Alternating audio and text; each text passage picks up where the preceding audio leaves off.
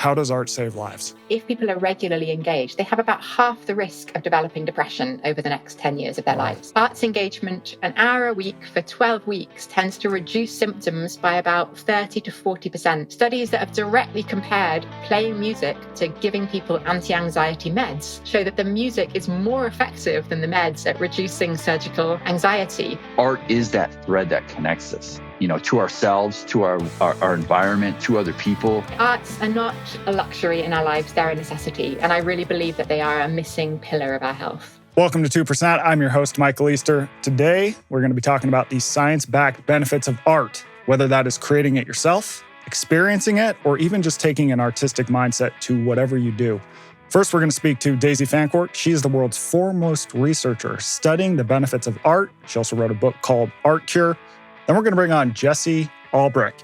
He's one of my favorite artists. He does ceramic work that is just mind-blowing, beautiful, amazing.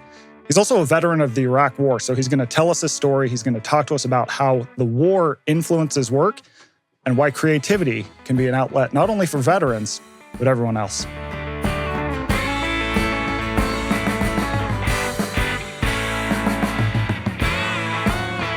Well, Daisy Fancourt, thank you for coming on 2%.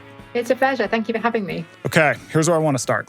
John Adams said in 1780, "I must study politics and war, that my sons may have liberty to study mathematics and philosophy. My sons ought to study mathematics and philosophy in order to give their children a right to study painting, poetry, music, architecture, statuary, tapestry, and porcelain." So Adams, in this quote, he seems to be suggesting that art is the highest pursuit. Why is art so important for our lives and our well-being? Arts engagement is a fundamental human behavior that's arguably one of the pinnacles of our evolution as a species. And we see very clearly the impact that the arts have, whether it's on us as individuals, on us as societies, ways of challenging and developing our whole way of thinking as humans.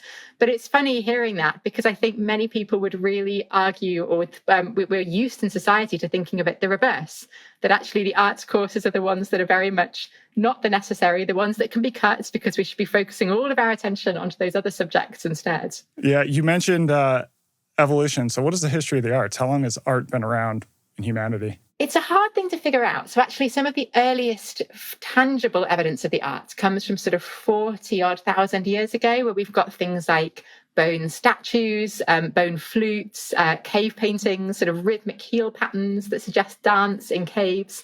But actually, there are some even earlier examples, we think, of the arts actually emerging as a way of supporting social bonding, with some even arguing that singing evolved as a way of helping us to connect before language even came into being. And if that's so, then the arts in some form may have been with us for a couple of 100,000 years and actually playing a really important role in our entire survival from the beginning that they emerged. That's amazing, because I think when people think of the past and our hunter-gatherer ancestors, they assume it was all just drudgery. All you do is walk around looking for food, hunting, and you just hope to survive. But it turns out people were spending time on, I think, what a lot of us today would consider leisure and this sort of higher thing we can do with our free time. But what's interesting here is that when they were engaging in arts, it seems to have had a purpose to it. It was about social bonding or connection, or some of those early examples of the arts, like the bone statues, were of female figures that people think may have been part of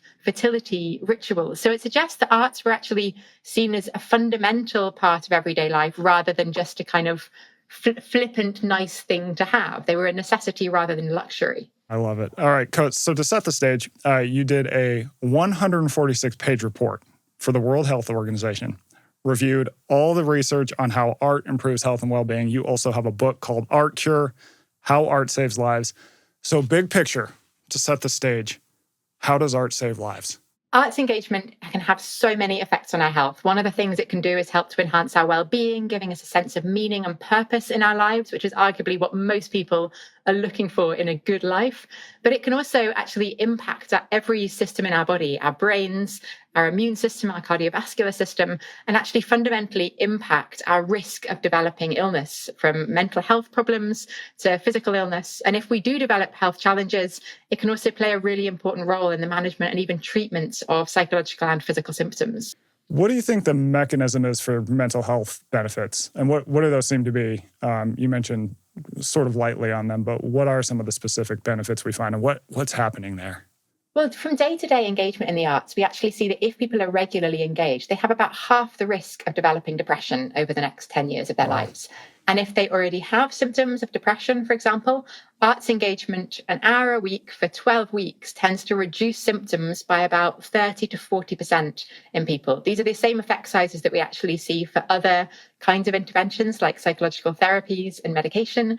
And the effects seem to be quite long lasting, even after the end of finishing sort of 3 months of regular arts engagements. And part of the reason for it is that arts engagement helps to alter our moods. It can help us to feel happier when we engage, releasing neurotransmitters like dopamine that are involved in pleasure. It can also reduce our stress response system, so lowering our heart rate, our blood pressure, stress hormones like cortisol. It can also affect inflammation in our immune system, which is actually very much linked in with depressive feelings. So our mood has these correlates within our immune system, and we can see arts engagement influencing both our feelings of moods and also those biological markers. And it can also help to give us a sense of community and a purpose and feel good about ourselves, to mastery within it as well. So it can target multiple aspects of our well-being. And then physically, what are some of the benefits we see there? Physically, if people engage regularly in the arts, we can see it affecting different organ systems. Like when we sing, for example, it actually helps to improve the strength of respiratory muscles. If we're regularly engaged in things like dance that have got that physical components, we see improvements in cardiovascular outcomes from blood pressure, cholesterol, triglycerides, which are kind of fatty acids, fatty fats in our blood.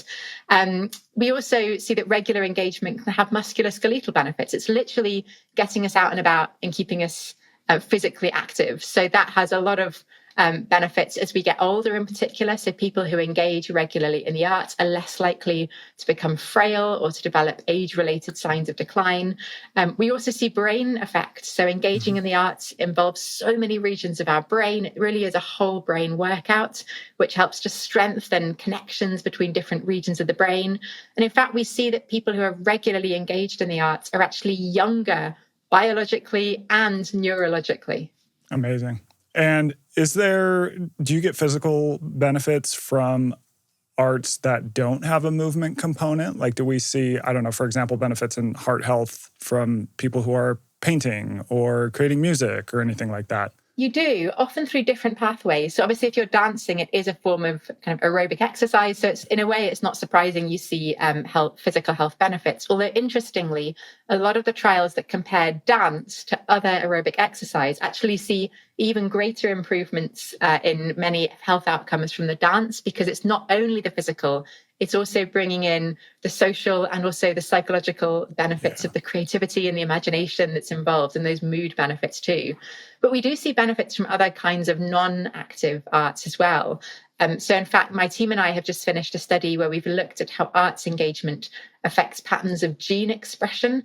And it actually looks at particular patterns that we call epigenetic clocks, which are an indication of whether people are aging biologically faster or slower than their chronological age. And we see that even the things that are the more passive arts engagement, like sitting and reading regularly for pleasure or doing crafts or being involved in other arts groups, these are all linked in with a lower epigenetic age, so slower biological aging. And we think this is because arts engagement has such diverse psychological benefits for things like stress that we know really influence our physical health as well. So sort of in totality, I would say, when people think of how do I improve my health, they're often going, okay, well, I need to eat better, probably should sleep better.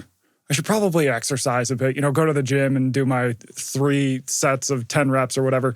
But you argue that the arts are a fifth pillar of health. They are just as important as all of these other things. How strong do you think the research on that is? The research is really accumulating so rapidly now. I think people are often surprised when they hear it's now tens of thousands of scientific studies on the health benefits of the arts. And actually, a lot of these are increasingly pitting the arts against other health behaviors that we're much more familiar with. So, for example, the study I just mentioned on epigenetic aging, we actually directly compared arts for epigenetic aging and physical activity. They actually had the same sized effect on our rate of epigenetic aging, which I think is just one example of so many studies now that are showing these parallel effect sizes between arts and other health behaviors, really highlighting that we need to take the arts more seriously. Absolutely. And so from my perspective, sort of going into this, I thought there would be some benefits. I was like, yeah, there's probably some research on this. And then I came across your massive WHO report, and it was kind of one of those, your jaw drops and goes, oh my God, I didn't realize there was this much there. I mean, it's just fascinating. It's really exciting. And actually, if you look at other health behaviors, though, it's been a similar process of them not being taken seriously at first. Like if you look back in the 1980s, there were still these debates about, is exercise good for our health, which is such a hilarious concept to consider now. And another example I talk about in my book as well is seatbelts in cars. Like if you look back before the 1990s, nobody wore a seatbelt in cars. People thought it was a ridiculous concept.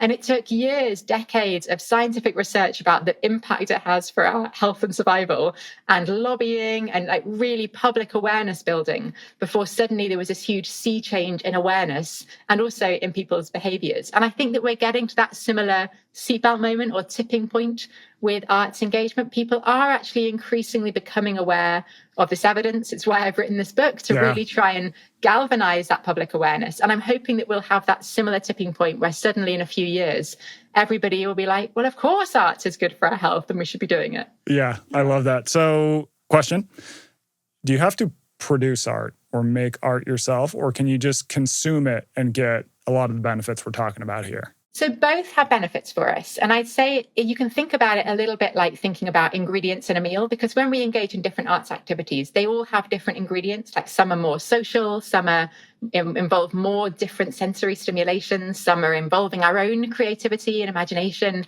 some are more physical.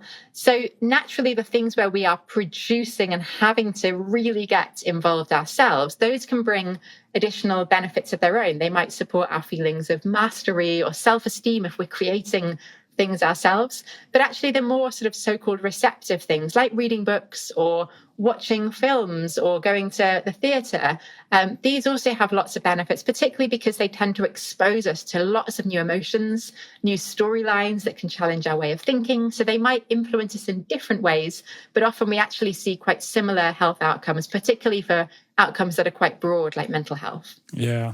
Speaking of mental health, there's part of your report and your work has looked at behavioral health, especially with kids and teens and arts. What have you found there?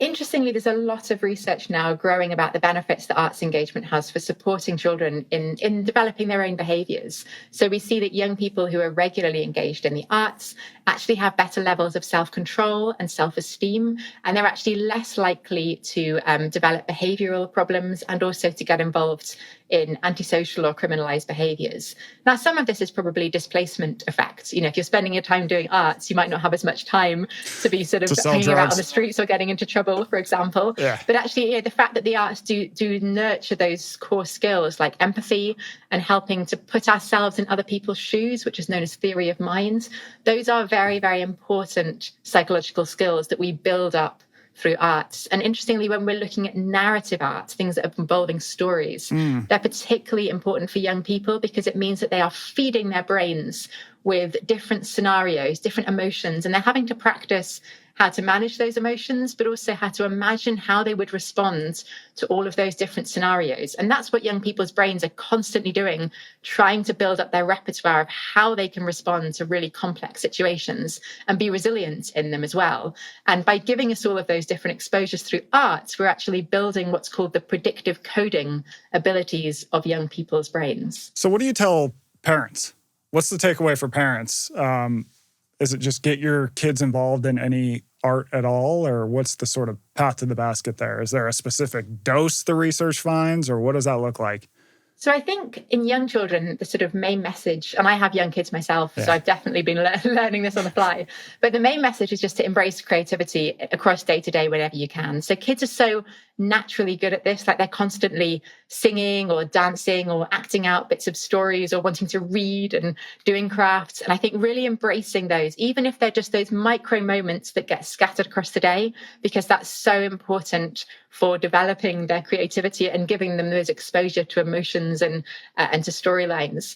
As young people get older, I think there are new opportunities that can be added in, like giving them new like novel arts experiences. So I love taking my kids to watch street musicians, buskers in our town, because it's such an easy way to be exposed to music. There's no pressure to sit down for an hour or two. You can just have those micro moments, but it's giving them those fresh perspectives and starting to go to other shows or gigs or festivals that can give them that exposure is exciting. And if they can develop a creative hobby that they have that chance to work at and build that sense of self-esteem and mastery, that can be really, really important in building a strong sense of self and confidence and a strong community as well as they're getting older. So social media takes a lot of heat around kids and mental health. At the same time, I think you could argue that social media is a creative outlet. It can be something where you're creating content that took creativity and it's interesting and it's almost a form of art. So what are your thoughts on that? How do you see the balance? And so a big question. It's true. I think social media is sometimes sort of demonized as being a bad thing, but you're right that there can be a creative content component here. And there can also, I've increasingly seen this trend amongst young people, which is doing what's called granny hobbies. So things like textiles, Amazing. crochet, these kinds of things, which is an incredibly rude name for them. But it's been really trending of young people actually getting off their phones, doing the crafting. It's a similar small activity with your hands that you can do in a few minutes. But then they've been sharing their outputs back on social media. So I think for me, the really important component comes down to, is there the creativity and the imagination involved in this? And also, what is it that you're trying to share with this? If it's about sharing those creative products, that's a little bit different from sharing self-images. Is this about putting your self-esteem into the art that you're involved in, as opposed to about your own looks or your own selfies that are sort of coming out of this? And I think that can be a helpful differentiator in what is undoubtedly quite a complex balance and blurred line. So one thing that I loved, I'll be thinking about this next time I visit a hospital, is how you wrote about how having art, different forms of art in hospitals can help patient outcomes. What have you found there? So I used to work in hospitals in the UK, so I actually came out of those clinical programs, and I was constantly really inspired by the impact that these programs have. I got to see firsthand that actually there were scenarios arts could offer things that actually medication couldn't. And I talk about some of these in the book, like the role that arts can play, for example, in end-of-life care and really connecting families and supporting processes like bereavement and grief, which is such a complex topic, but one where we actually instinctively turn to the arts to support us in that time in societies all around the world. But there are also some other really interesting clinical contexts where I actually think we're being less safe and less ethical by not incorporating the arts in hospitals. So one example of that is thinking about surgical settings where anxiety is naturally a big thing for people if they're going in to have surgeries. And actually, if we do something as simple as play recorded music for people before and after their surgeries, we actually see really marked reductions in their own anxiety levels, but also in the amount of sedatives that they need and the amount of opioids that people need as well. And in fact, studies that have directly compared playing music to giving people anti-anxiety meds show that the music is more effective than the meds at reducing surgical anxiety. And given we're talking about big issues like opioid crises and things, which often can be triggered by things like having opioids following routine surgeries, using things like the arts as a way of helping people with more organic analgesics, natural analgesics, which is exactly what music provides, is a really powerful cost-saving and also potentially life-saving thing to be thinking about. So should patients be advocating, I want to take in my favorite playlist before my surgery? Is that how this plays out? Well, I think that's a great thing if people can remember to be taking in those playlists. But I also think it's something that we can be providing so easily in hospitals. When I worked at Chelsea and Westminster Hospital in London, we actually worked with Brian Eno, the composer, and he developed this digital artwork that we placed in the booths that patients waited in before their surgeries. And he had his ambient music playing as well. And it was such a lovely thing for the hospital then to be offering, that meant even if people forgot to bring in their own music or weren't sure what to listen to, they had that really relaxing exposure before their operation. That's incredible. You mentioned art in end-of-life care. How does that actually play out? What does it look like and what have you found? So when I worked at Chelsea and Westminster, I remember working on one of the wards, the palliative care ward, where there was a man who asked if he could have music for his final hours, and his family were around him. And we had a guitarist in the hospital that day. Oh, wow. So the guitarist went into the room and played loads of his favourite music, and all of his family sang along as they said goodbye. And they kept singing for about an hour after he passed away.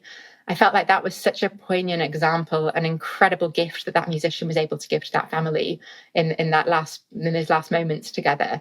And there are so many examples that we see, not just of music, but also of physical artwork being used in similar processes. I'm thinking of things like the HIV quilt, which has become like the largest example of community art in the world and has been such an important focal point for people to be able to grieve. Yeah, absolutely. With playing music, especially singing, wind instruments, you found some beneficial things around lung health. Tell us about that. This is a really interesting emerging area of evidence because most of us actually don't tend to breathe correctly. We tend to do a lot of focus on the in-breath, like deep breaths, but actually not so much on the exhale. And actually, the exhale is where we focus all of our attention when we're doing wind instruments or singing. That's how we make the music. So there's been a number of studies saying, well, if we were to use singing or playing instruments, can we actually improve lung function in people?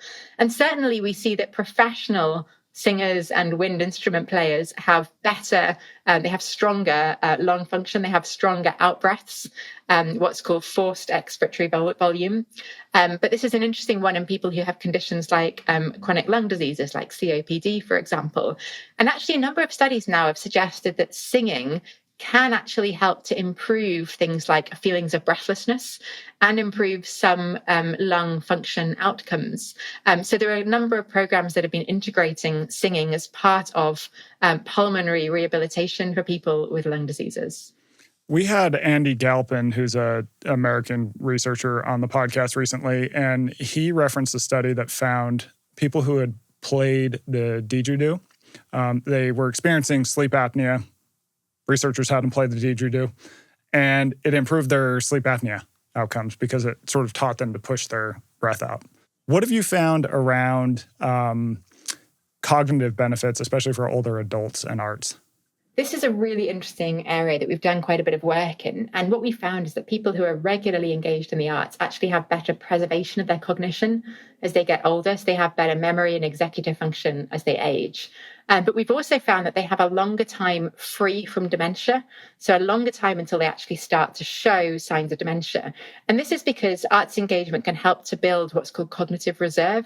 And this is the resilience of the brain against cognitive decline. So even if you're starting to develop the plaques and the tangles that are the physiological hallmarks of dementia, if you've got higher levels of cognitive reserve, you can essentially compensate for longer. So you can live with better cognitive functioning before you start to show those symptoms. And actually, increasingly, we're starting to understand why and how arts engagement builds that cognitive reserve. And one of the things that it does is it helps to build the connectivity between regions of the brain that are vulnerable to aging. So it helps them to talk better with each other. And it also helps to build new neural pathways. And in fact, people who are regularly engaged as professionals or as amateurs in the arts actually have younger brain ages to people who aren't engaging. That's fascinating. What have you found around benefits for sleep?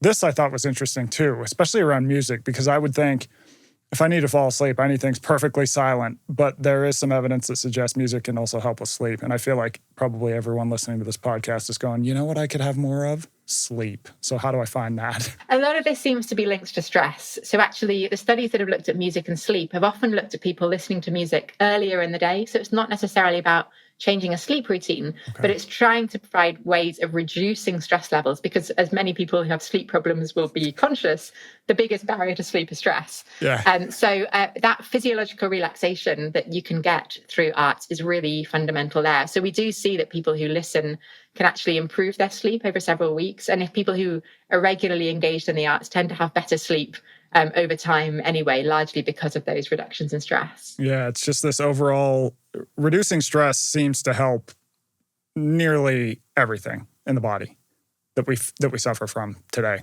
Bad sleep, affects heart disease, all these different systems. It does. And one of the things that music is so good at as a temporal art form is that if you pick music with a slow beat, we tend to synchronize our heart rate and our breathing to that beat. It's a process called entrainment.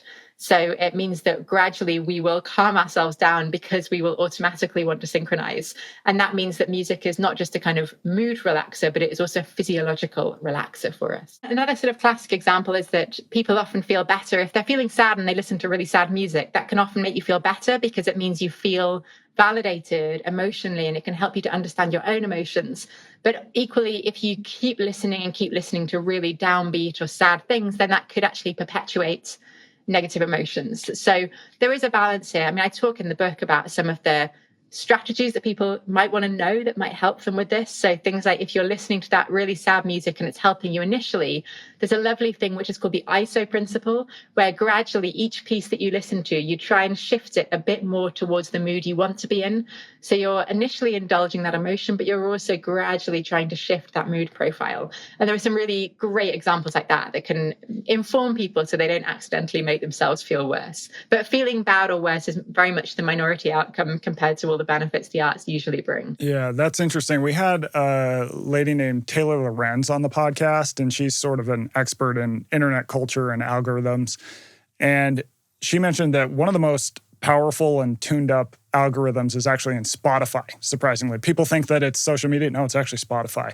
And she had a friend that was going through a divorce, so she starts to listen to one sad song, and then it starts feeding her more sad songs and more sad songs. And eventually this lady was like, I think that my Spotify algorithm is actually making me more sad and sort of pushing me down the drain. So it's almost like she had to be like, all right, I have to consciously start to listen to upbeat stuff so the algorithm will go, okay, well, maybe the divorce is going a little better now. Maybe she got a big settlement or whatever it is. Well, I think that's why it's good to be more aware of the science, because you're right, those are algorithms that won't know the science. These are Right. algorithms that just think, oh, you're enjoying this, I can loop you in and get you to do more of it. But I think that's where people need to know how they can take control of their engagement. And I think that things that are AI-led in that way probably are the things that are most likely to cause harm, because they're not considering the well-being of the person at the core of it. Yeah, that makes sense. Do you think that people engage in arts less often today compared to the past, or is it? Oh, we know they do, way less. Really? We did a study last year in the US looking at adults in the US, and we found that only 1 in 20 adults will say that they did any arts yesterday. And if you go back a few hundred years, like everybody was singing, dancing, telling stories as part of everyday life. We were looking just at, it had to be the primary thing you were doing. So you couldn't count plugging in headphones and then multitasking. It had to be the thing you were giving your attention to, but only 5% of adults were doing it.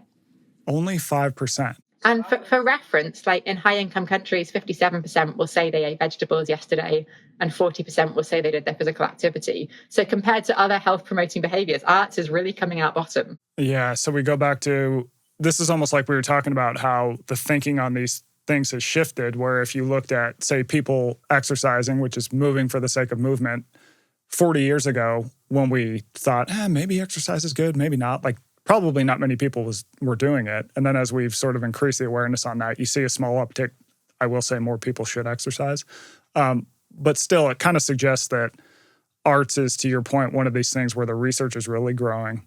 It's really strong, yet we haven't quite caught up in the discourse to get everyone on board. Yeah, I mean, we could look at things like running as a kind of parallel example. If you look back a few decades compared to now, the average speed that adults ran a 5K and a 10K was faster, not because people are getting slower now, but because more and more people are getting into running, even if they didn't think of themselves as a runner before. And that's such a wonderful success story, because it's saying that we're actually managing to broaden the appeal of such a simple exercise like running. And I think it would be amazing if we saw a similar thing with the arts. You've not got to be a great artist to be doing arts. It's not about that. It's about participating. So I'd love to see a similar statistic in a couple of decades showing that more and more people have been engaging in the arts, and it's become much more accessible as a thing to do. What do you think holds people back from trying art? Many people don't think they're artistic or creative. And I think this is the biggest barrier people face. And we're sort of perpetuating it, because whether you feel artistic will come down to whether you did arts in school and therefore you felt like you were good at it. And arts is getting more and less and less accessible in schools. So we're creating more and more of this problem. But I think there's also another issue, which is it can feel sometimes like something that's a bit inaccessible. Like, is it expensive? Or do you need an arts venue? Is it something that you feel is socially the norm where you live? So I think there are lots of different barriers that we need to break down, because at the moment there is quite a strong social gradient here. People who engage in the arts are typically people who are wealthier or have got more education or come from backgrounds where they did arts themselves as a child. Yeah. Big question.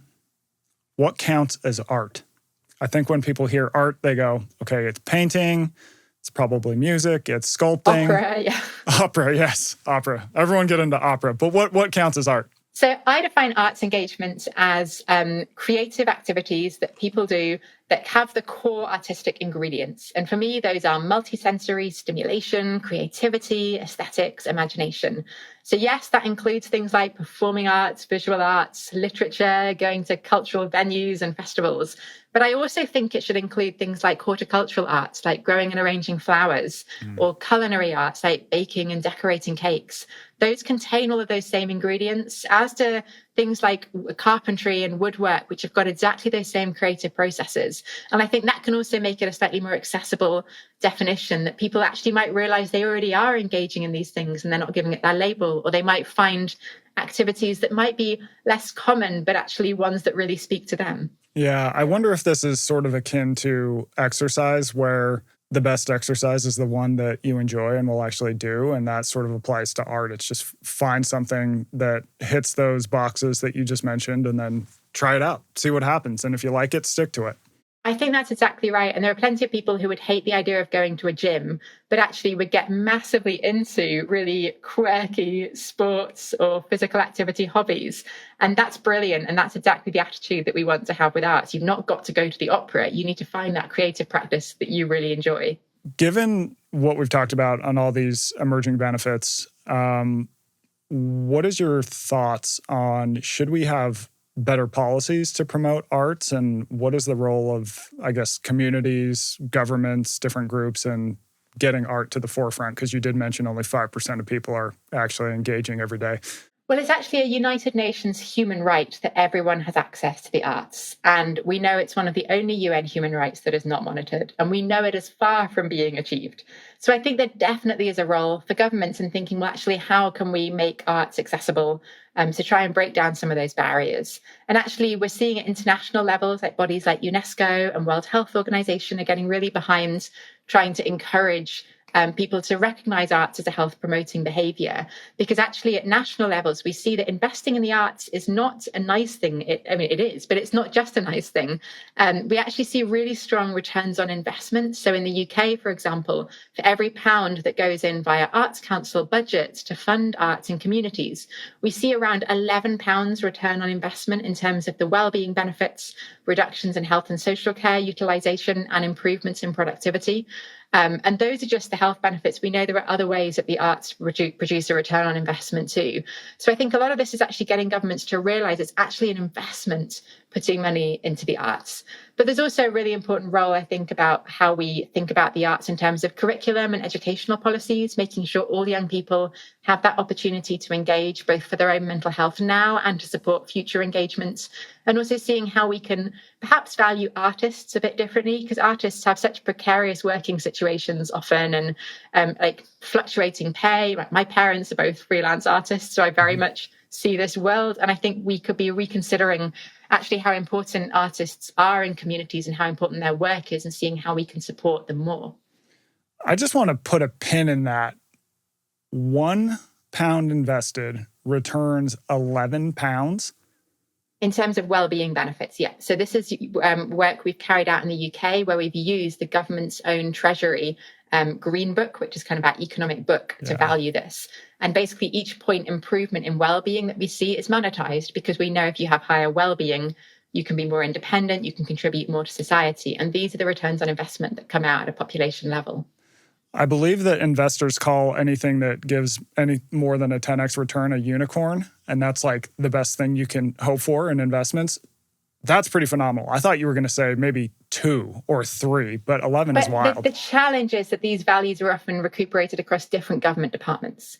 So this is where the challenge comes in, because government departments often want something that will produce a direct return to their department. They won't care so much if it goes to a different government department. And that can be a challenge. But there's another really nice example actually recently, which was looking in Ireland. And they have been implementing a universal basic income for artists. So they've just been giving a salary to artists. And they've been saying, well, actually, what happens? And they found that the artists not only have improvements themselves in mental health and well-being, but they actually produce more art. They involve more members of the public in their art. And they actually manage to generate more income for themselves and also for society through their art if they have that basic income. So we're seeing these sort of returns coming back in so many different ways across different kinds of economic modeling. How do you think the US does in all this kind of stuff? The US it's got a complex setup because you've got different policies across states as well as nationally. So it can be, I guess, harder in that way to see massive change in people's engagement. But I think the US has been really innovative recently in having arts on prescription programs in 18 different parts of the US. And I've been involved in the evaluation of this program. And it's been really incredible, actually, even seeing insurance companies actually putting money into this, recognizing that actually if people can be given referrals to arts by healthcare professionals, it can support their well-being and their functioning and actually mean that they're not necessarily then needing to draw on health services in the same way. So it can actually produce returns on investment for those insurers too. That's really cool. Okay, we're going to start to land the plane. Someone hears this conversation, they're kind of interested. Where would you tell them to start? Well, reading my book is definitely a good place to start, isn't it? I second that. As a fellow author, I will say yes, read more books. Final question. So we started this conversation with the John Adams quote about art. Thing is, he didn't actually study art, and you do. You're like the foremost researcher in the world on art. So in closing, what would your big quote about art be? I'd say arts are not a luxury in our lives, they're a necessity. And I really believe that they are a missing pillar of our health. I love it.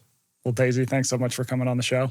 Thanks for having me on. Thanks to Daisy for coming on. Now we're going to talk to Jesse Albrecht about war and his work in ceramic art. All right, well, Jesse, thanks for coming on, man. Yeah, thanks for having me. Stoked to be here. So you joined the military when you were studying art in college. You get in. How did the military guys take your art background? Well, initially as a youngster, there was a little bit of scrapping that had to earn that placeholder for me when I was, an 18, 19-year-old kid in the field artillery. But yeah, it was all kind of good-natured, hardcore Wisconsin ribbing. And then when I joined the other unit down in Iowa City, I was a little bit older, and I think being the fact that it was a medical unit, there was a little bit more grace given to varying backgrounds. Yeah, that makes sense. So what year did you join? 1996, I enlisted. Okay. And then eventually 9/11 happens. You went over to Iraq, right? Correct. So I just started my third semester of graduate school. I was in my MFA program in the ceramics program at the University of Iowa in Iowa City.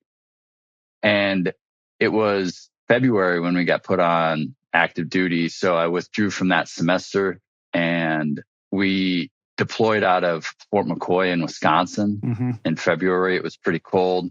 We ended up loading all of our equipment. We had ambulances and stuff like that, Humvees and deuce-and-a-half trucks onto trains that went down to Florida, got loaded on boats. Well, we went over on a plane.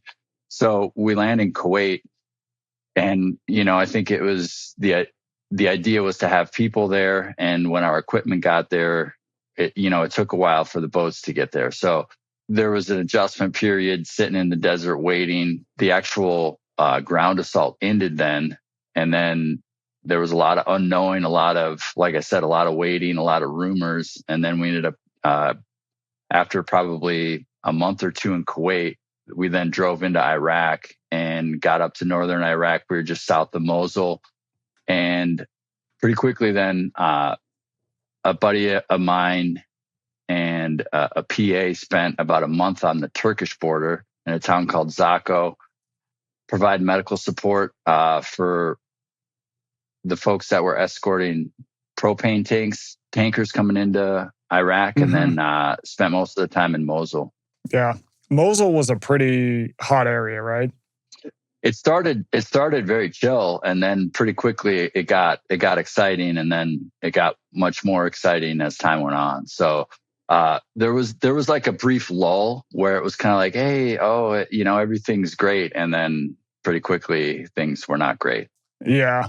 So we were effectively trying to take Mosul and obviously facing a lot of resistance. No, so in a sense, like it was like, hey, we won the war was kind of like the initial thing. So the battle for Mosul wasn't happening when I was there. Okay. It was like, things were in a sense chill, and then things started, the insurgency started picking up steam with IEDs, rocket mortar attacks, grenades, and those type of attacks in the city while we were there. Yeah. So you were on the medical unit? Correct. We were an area support medical battalion. And so the advantage of that is we had ambulances. And so we could ground evac. And then quickly that turned into just evacing to medevacs once, very, very quickly it became unsafe to drive around town very much. And just because of IEDs?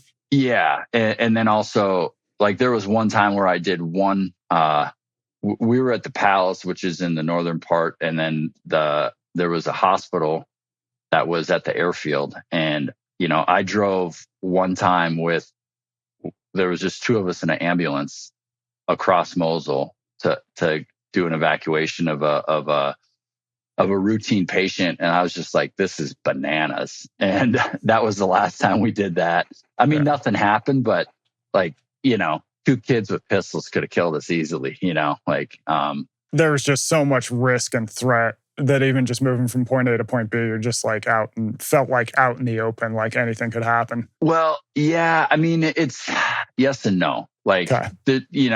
I think there was enough where pretty quickly, there was a pretty legit attack with some grenades right outside of the gate of where we were at. And so we saw those combat casualties right away, treated them. And then, the 101st Airborne is who we got attached to, and they have a lot of helicopters. And so the chief medical officer that was there made the decision quickly, like, hey, we have all these helicopters. We're going to air evac, casualties. And so that's what we did. Now, within that, so part of like what we did is we ran an aid station. We had a medical professional with us, which was a huge asset.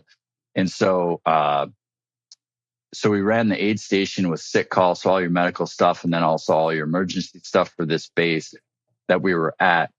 And then we also provided security for the division surgeon and the division chaplain for the 101st Airborne. And so those are the top officers that oversee all of those kind of operations. And so we quickly became their security detachment with only M16s, and we weren't issued the ceramic plates that would stop bullets until right before we redeployed. Jeez. So these soft skin Humvees quickly became Mad Max with sandbags and everything else ratchet strapped on, and things were exciting, and it was quickly I was just terrified because we were trained as medics. And I think the mentality was kind of like, well, it's going to be okay with some folks. And I didn't have that feeling. I was like, well, we need to do stuff. And by we, that quickly meant, okay, I'm going to go talk to folks that their job is to have that aggressive posture and to not take the fight to the enemy. And we need to have that mentality when we go out. We need to figure out our radios. We need to figure out our maps. We need to have a plan if, things go bad. And so, it was quickly like, hey, look around. Is this happening? No, it's like, okay, well, this is what I'm going to do. And so it was through just being terrified that I kind of looked around and said, hey, this just is not right. There's a lot more we could and should be doing. And so took that initiative, and you got to do everything you can, even when you don't have a lot. Now, when you got back, you've told me that military sort of sat you down in the room and played you a VHS tape. Like, here, now watch this VHS tape. Now you'll leave this experience fine. Tell us about that. Yeah. So, it was April in 2004 when we redeployed. And I mean, you could look around and just know things were not going good. And you're like, I'm stoked to be out of here and to redeploy again through Fort McCoy, and which was a base that was mainly World War II. The National Guard uses it a lot. And so we were still in the first wave, really, of people getting redeployed from that. It was in this room with a chaplain. A VHS tape was played of a horse whisperer, like a documentary kind of, it was an abstract concept, right? Of like, they used to break horses with violence. Now they learned how to use communication to better understand this animal and not use violence. You just spent a year using violence to stay alive and to solve your problems. Now is not the time to use that violence anymore. Now you should use communication and these other cues in your breathing to solve your problems. Well, none of those dots were connected. It was play the tape, horse whisper. The joke was that's good licking and chewing was like one of the repetitious things that he kept saying in the video with horse training, which I don't know anything about. And so a bunch of, 20-year-olds that are just jacked and stoked to be not in Iraq anymore were left loose in the world. And kind of that was it. Like, hey, good luck, So it was a pretty much, you're kind of reintroduced into your original environment with a much different, you're not the same person. And so it was definitely left a lot to be desired. And I think everybody figured it out kind of the hard way of like, we need to be more thoughtful and take a lot more approaches to better integrate. And it's still really hard, better integrate soldiers and people coming back from war zones. Yeah. What do you feel most helped you reintegrate? I know you mentioned that you found some guys in the art world who were also vets. Yeah, and it took a while for me to find those folks. It was pre-internet. And so I was able to luckily have the infrastructure of ceramics and that community in my corner, having gone to undergrad for it and was in graduate school. And a friend of mine was going to fire this wood kiln in Arizona. And so having that as something to go into, as just because I just felt so uncomfortable being back, and doing anything besides being in Iraq felt comically silly in terms of like life and death decisions every day,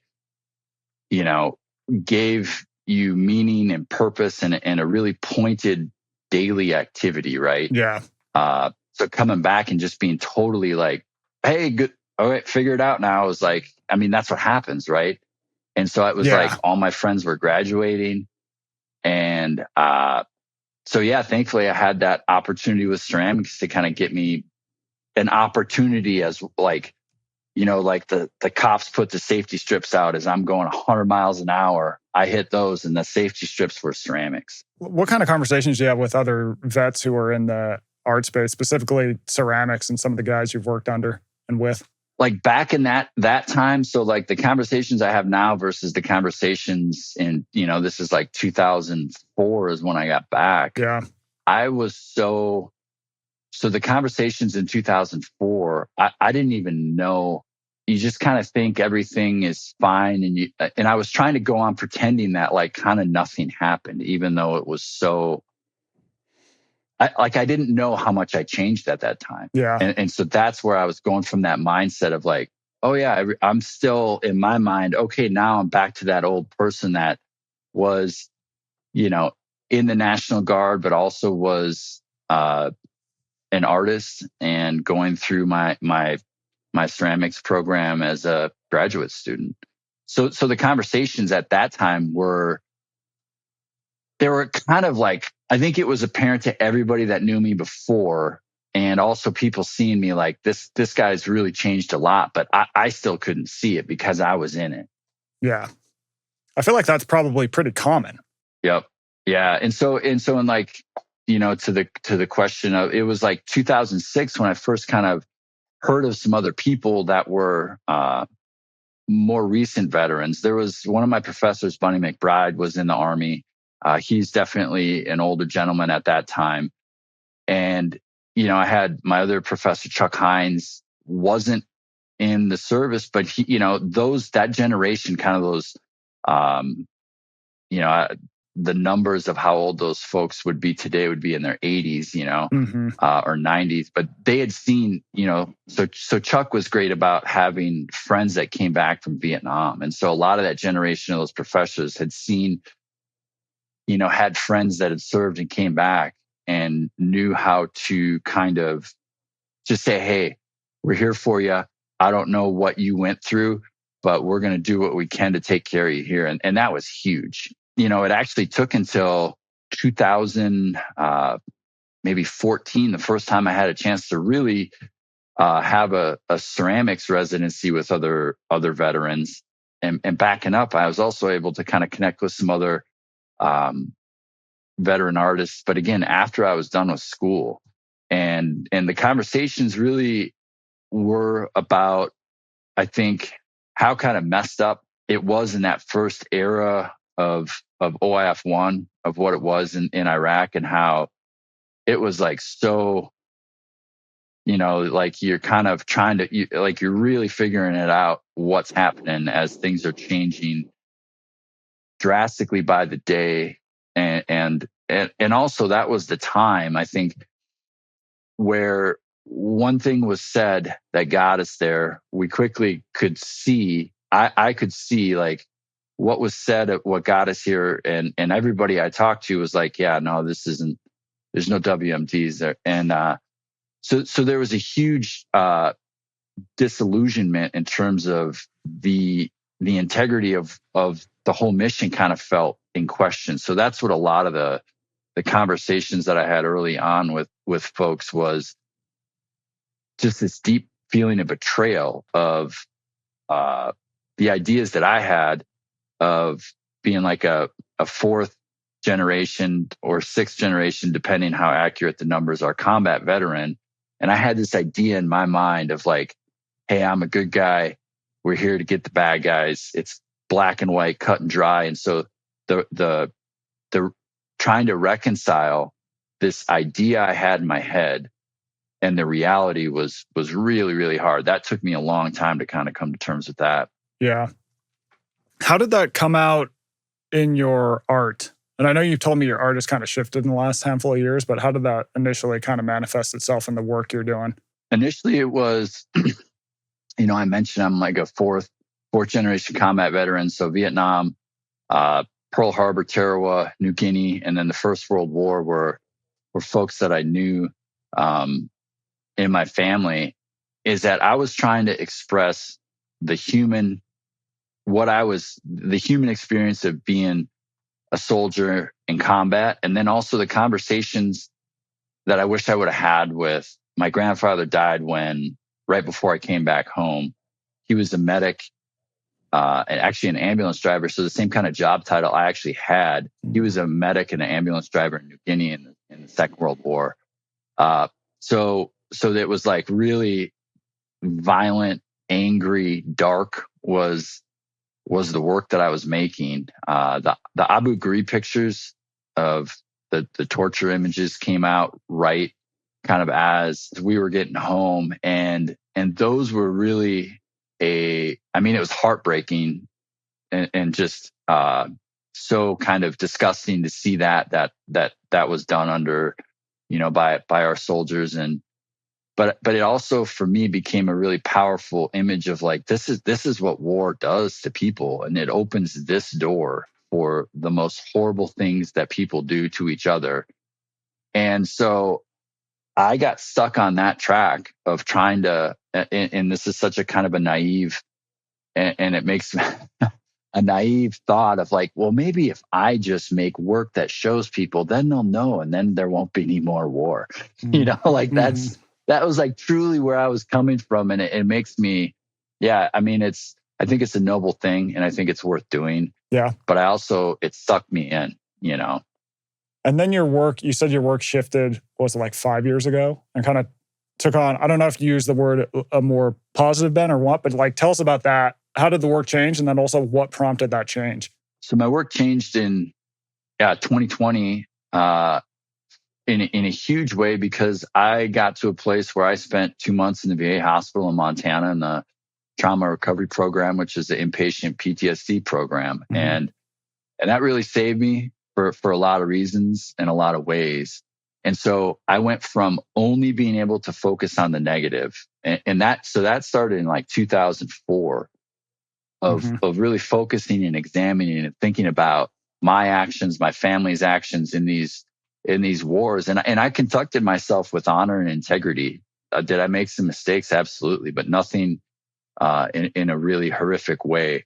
But that overall feeling of being a part of something that didn't have integrity to start pulled me in. And then it became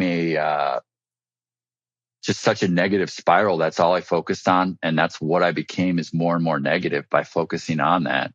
So in 2020, I got into this program. Despite my best efforts, my life became unmanageable. And that was in the terms of war and PTSD. And I was able to, through a lot of hard work and help from a lot of other people along the way in all of this, be able to come to a place where, the real point was in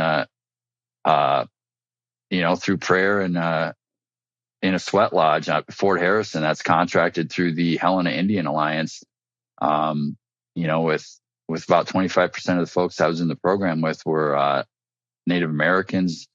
And through the combination of that, of like that spiritual, powerful experience, in addition to doing under the kind of Western egghead, sitting in fluorescent lights with tile in a institution of, these cognitive behavioral therapy worksheets. Okay, to see all my corrupted thought patterns and to see how I just my distorted thinking and the negative patterns that I have. I was able through that break that experience apart.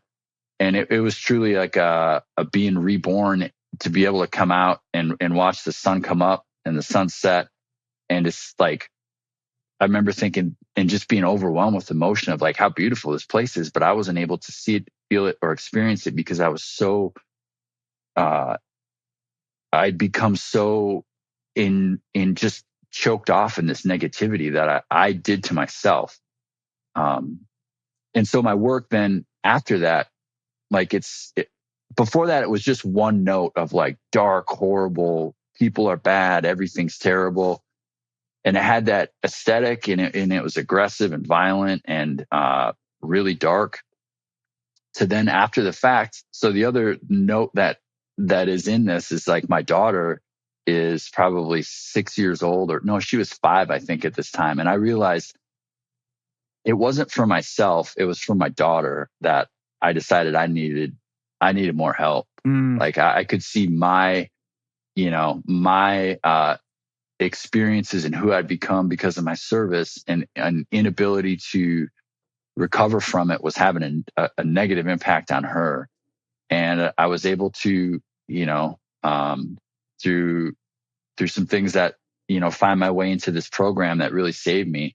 And the work shifted, and I was able to, I made a body of work that was focused on recovery and also could have aspects of beauty in it. And so that was huge. That's a super powerful story. Like you go in this place one way, and like through these experiences with other people, yes, you've got the science, but then you've also have like the actual experience, and things just totally shift. And then that changes things moving forward. So we had, we talked to this researcher whose name is Daisy Fancourt, and she said that art is healing. And I know when we had a conversation, you were somewhat skeptical of that. So, and based on what you just told us, what's your take on that opinion? I think it can be for a lot of people.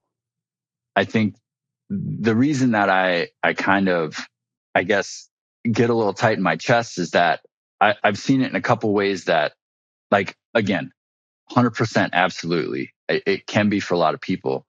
I've seen it used in a kind of a way to be dismissive and as a pejorative in the art world, to say, well, that's just that therapy art. That's just, as in like a really, really kind of negative way. Interesting. That is so disgusting to me. that it just dismisses it completely. And again, I'm able to see now that that's not about me. That's about whatever that person and the people that make those comments. That has to do with issues that they're dealing with. I've never actually done art therapy. Is the other thing. It's like I've done, therapy, individual, group, and so in terms of the other thing is that through what I focused on and was trying to communicate through my art, I actually think at a certain point, I know I made myself sicker because we become what we focus on. And I was focusing on the negative trying to communicate the negative aspects of myself and the experience in war, overlaid with my family history. And then, going back and forth in that regard, that's all I focused on. And that was such a terrifying thing to be able to look back and see, I did this to myself by what I focused on. And I was focusing on that to put it in my art. So it's a really, and I've thought about it, like it's hard to know at what point it became a great way to kind of have a catharsis and to express myself and to find a voice and have that, to then it became, that's what was pulling me in. I say I looked into the void. Well, the void pulled me back into it. And it is terrifying. It was terrifying. So it's almost like to a certain point, it potentially helped you initially and then sucked you in, and you needed to point it in a more positive direction for that art to actually enhance your life. Absolutely. Yeah. And it was just me. I mean, this is the silliest thing. It was me not understanding how powerful what my focus is or was. But the thing too, going back with that is to say, again, through all this, I have amazing friends that most of them and that are artists. The two friend groups are veterans and artists, or people in the military. And the artist friends, unbelievably, I can't say enough of how grateful I am for them. But would say, hey, maybe sometime you could try making something beautiful. And I would almost get angry in not allowing myself to feel I felt like I had to try to express this experience about war so deeply and powerfully that to try to focus on anything beautiful felt like it was that self-punishment thing in a way. I just couldn't give myself permission to do that. That's really interesting. So if someone's listening to this, they're interested in art, but it's also how do you start? What do you tell people? Where do you start? If you're interested, whether it's pottery, whatever, what the hell should people do? I find myself in that where I'm pottery sounds awesome, but I'm how the hell do you start pottery? Yeah, well, so you start by starting. And I think the biggest thing is to try to say, learning to throw on the wheel it takes a long time. So, but working with clay, you can build stuff quicker, faster. You can, I just did a workshop in Great Falls with veterans. And in a couple hours, you can build a pretty big piece that you can then decorate, but not on the wheel. And so I would say, find in your local community center, museum, definitely with ceramics, you're going to need some infrastructure, a kiln. Now, and then drawing and painting and stuff like that, there's a ton of stuff, right, that you can find online as resources. But I think one of the great things is to sit around with a couple friends and to draw and laugh and then have your friend draw on it. Because then it takes the pressure off that you have to make something. And then you can try to make something funny. That collaborative thing can be a way to do it that is amazing. The other thing is going back to my days as a teacher, it's kind of like interval training, blind contour drawing. If you want to work on your observational drawing skills, look up blind contour drawing. It's where so the biggest thing, if you want to learn how to observationally draw, is that you have to change the way you see, because when you look at something, your brain, you can't take in all the information. So your brain takes this quick snapshot and says, bucket, bowl, TV. So that's why the initial drawing's wow, why does this look so simple? It's because that's what your brain is telling you it looks like, because you'd just be overwhelmed. So it's really blind contour drawing shows you how to see the relationship of parts of things, because you just look at the piece and you don't move your pencil or your pen. And so you're building a connection between your hand and your eye moves and your hand moves. You're trying to trace it with your hand as your eye moves around it. So blind contour drawing is that. Kind of got sucked into that. That's great. It's a good tip. So when we interviewed that woman I mentioned earlier, the researcher, our final question was, what would your one big quote about art be? So now we're throwing that one to you. What is your one big quote about art if you had to end on one? I know art is a human need. It's a fundamental aspect of who we are. Now, whether it's dance, whether it's, drawing, painting, sculpture, cooking can be, decoration, adornment. So I think I know that that's a fundamental aspect of who we are. And so when people, so back to kind of that art is healing thing, I've known since I've been a little kid that that's the one thing that kind of I can soothe myself with, or also destroy myself with. But back to the soothing myself with by making stuff, by drawing. Mm-hmm. And I think it's a universal. Okay, here's the quote. I think, art is a universal, fundamental aspect part that makes us human. And so every single person, I know that in your heart something that really fires you up, and go for that. Live music, it can be, those things. And that's a place where just the static and the anxiety and the depression and the divisiveness falls away. And that's where we get connected to who we are and our environments and other people. And what I believe is a core thing, art is that thread that connects us, to ourselves, to our environment, to other people. It's the thing that when I came back and when I was just so angry at our country and the people that sent us to war, the thing that I had to come up with, why did I do that? It was for the freedom to make art. And that's the power of where I stand with it in my heart of I know it to be true. That's a wonderful answer.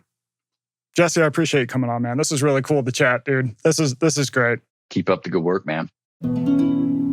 Thanks for checking out the show, and thanks to Daisy and Jesse for jumping on. Daisy's book is Art Cure, and you can find Jesse's work on Instagram. It's absolutely amazing. Check it out. As always, do not forget to hit subscribe and leave us a review. That definitely helps the show, and that'll help you get those updates right when the episodes drop. Check out the iHeart Video app if you want to watch it on that. And as always, have fun, don't die, and make some art.